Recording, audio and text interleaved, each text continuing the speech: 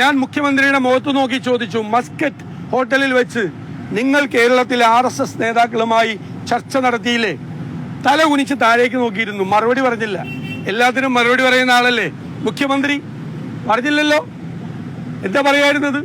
77 RSSന്റെ പിന്തുണയോടുകൂടിയല്ലേ ജയിച്ചു വന്നത് നിയമസഭയിൽ മുഖ്യമന്ത്രി പിണറായി വിജയൻ. എന്താണ് നിതിൻ ഗഡ്കരിയുമായിട്ടുള്ള ബന്ധം? പിണറായി വിജയന് RSS ആസ്ഥാനത്തിന്റെ പ്രതിനിധിയാണ് നിതിൻ ഗഡ്കരി. സംഘപരിവാറുമായിട്ടുള്ള പിണറായി വിജയന്റെയും കേരളത്തിലെ CPMന്റെയും ഇടനിലക്കാരനാണ് നിതിൻ ഗഡ്കരി. എന്തിനാണ് ഈ നിർമ്മല സീതാരാമനുമായി പ്രഭാത ഭക്ഷണത്തിന് ഈ ഗവർണർ രാജേന്ദ്ര RSSകാരനാണല്ലോ, അറിയാലോ RSSകാരനാണെന്ന് നേരത്തെ. RSSകാരനായ രാജേന്ദ്ര അർലേക്കർ എന്തിനാണ് ക്ഷണിച്ചത്? RSSകാർ വന്ന് ഇവിടെ പ്രസംഗിച്ച് മുൻ പ്രധാനമന്ത്രിമാരെ രാജ്ഭവനിൽ അധിക്ഷേപിച്ചപ്പോ ഞങ്ങളല്ലേ എതിർത്ത്? അന്ന് മിണ്ടിയില്ലല്ലോ പിണറായി വിജയൻ. അപ്പൊ ക്യാപ്സ്യൂൾ ഇറക്കിയവരോട് അത് പോയി ഒന്ന് ചോദിച്ചാൽ മതി. കുട്ടികൾ നിങ്ങളെ കൊണ്ട് ചുടിചോറ് മാന്തിക്കൊണ്ടിരിക്കുകയാണ്.